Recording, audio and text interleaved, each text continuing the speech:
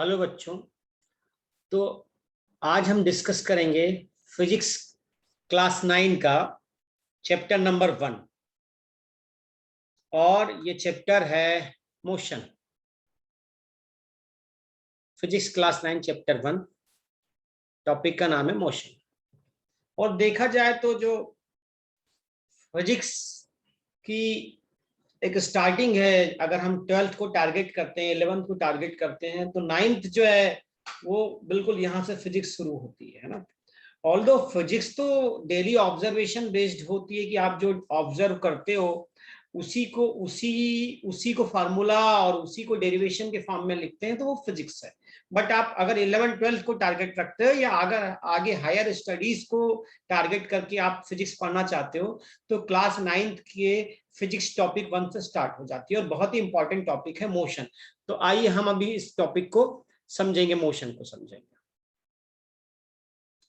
अब यहां देखिए, पहली लाइन पे मैंने लिखा है motion and rest are relative terms, means it depends on the position of the observer with respect to we decide whether object are in motion और एट रेस्ट। इसको समझेंगे कि हम कहना क्या चाहते हैं।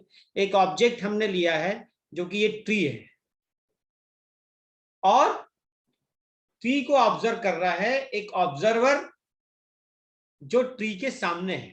मतलब ये भी जमीन में अर्थ में ही ट्री भी है और अर्थ में ही आपका ऑब्जर्वर है। तो ये मैन देख के बोलता है ट्री को कि ट्री रेस्ट पे है। बिल्कुल ठीक है, अगर हम भी अर्थ पे हैं और हम ट्री को देख रहे हैं तो हम भी बोलेंगे कि ट्री रेस्ट पे। ठीक है, अब क्या है, कोई दूसरा ऑब्जर्वर है जो मून पे है। आप देखिए मैंने ऊपर मून बना रखा है, ये ऑब्जर्वर 2 है। ऑब्जर्वर 2 के हिसाब से ट्री जो है वो मोशन में है। बड़ी अजीब बात लगेगी, ट्री तो कभी मूव करती नहीं, बट ट्री मूव कर रही है। सोचिए क्यों मूव कर रही है? क्योंकि मून पे देखने से हमें क्या है, अर्थ जो है सन के राउंड रिवॉल्व होती है और अर्थ रिवॉल्व होती है तो अर्थ के अंदर जितनी भी चीजें हैं वो सब मोशन में हो जाती है।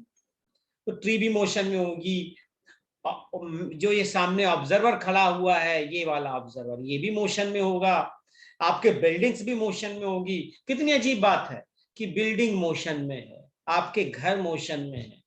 बस सही बात है, बट इसमें आपको ये चीज जरूर ऐड करना है कि आपका ऑब्जर्वर कहाँ है। अगर मून में है तो अर्थ में जितनी चीजें सब मोशन में, और अगर ऑब्जर्वर आपका अर्थ में, जैसे ये मैन, तो ऑब्जर्वर अर्थ में, तो अर्थ में जो स्टेशनरी चीज है वो स्टेशनरी दिखेगी, रेस्ट पे दिखेगी, और जो मूविंग चीज है वो मूविंग दिखेगी। तो फाइनली हमने ये सब आप लोग पढ़ लेना, ये इसमें वही सब चीजें दी रखी जो मैंने बताया। अब नोट में आप देख लीजिए हम कैसे इसको पढ़ेंगे या लिखेंगे। Tree on rest, tree on rest, first note देखिए यहाँ पे, ये note, tree on rest with respect to observer 1। बिल्कुल ठीक है, ऑब्जर्वर 1 के हिसाब से ट्री रेस्ट पे। Second, tree is moving with respect to moon, means observer 2। बिल्कुल ठीक है, तो ऑब्जर्वर के हिसाब से डिपेंड करेगा कि कोई ऑब्जेक्ट मूविंग है या रेस्ट पे है। इसलिए हमने लिखा है motion and rest are relative term. तो ये डिफाइन करेगा कि ऑब्जर्वर डिफाइन करेगा कि कोई ऑब्जेक्ट मोशन में है या रेस्ट में। अभी दूसरा एग्जांपल हम देखेंगे इसके लिए। अभी मैं दूसरा एग्जांपल हम लोग ले रहे हैं, उसके लिए हमने क्या किया है कि ये बस ली है जो कि मूव हो रही है, बस इस डायरेक्शन में मूव हो रही है। ठीक है, तो आप देखें कि ये जो बाहर मैन है ये बस वालों को बाय बोल रहा है, बिकॉज बस मूव हो रही है और ये जितने पर्सन बैठे हुए हैं ये भी मूव हो रहे हैं। तो ऑब्जर्वर यहां पे हुआ मैन, मैं इसको ऑब्जर्वर 1 बोल दे रहा हूं। ऑब्जर्वर 1 के हिसाब से सभी लोग मूव हो रहे हैं, बाय बोल रहा है, ठीक है, ये रेस्ट पे ऑब्जर्वर और ये मूव। सेकेंड केस ले लेते हैं कि मैं यहाँ पे इसको ऑब्जर्वर बना रहा हूं। ठीक है, ऑब्जर्वर 2, इस गर्ल को ऑब्जर्वर 2 बना रहा हूं। अब आप खुद ही बताइए, ऑब्जर्वर 2 के हिसाब से ये फ्रंट वाला जो बॉय है ना, इसको ऑब्जेक्ट बोल रहा हूं मैं, ऑब्जेक्ट, क्या ये मूव हो रहा है रेस्ट पे? क्योंकि बस में जितने लोग बैठे वो बैठे, वो नहीं मूव हो रहे, बस के अंदर बस मूव हो रही है।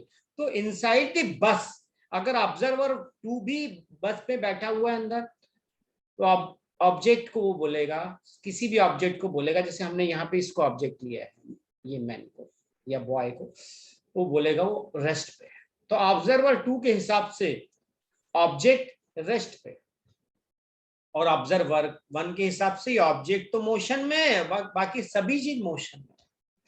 तो ये डिपेंड करता है कि ऑब्जर्वर कहाँ, और इसी के हिसाब से मोशन और रेस्ट डिफाइन होता है। इसलिए हमने बोला रिलेटिव टर्म है कि किसके रेस्पेक्ट में आप पूछ रहे हो चीज।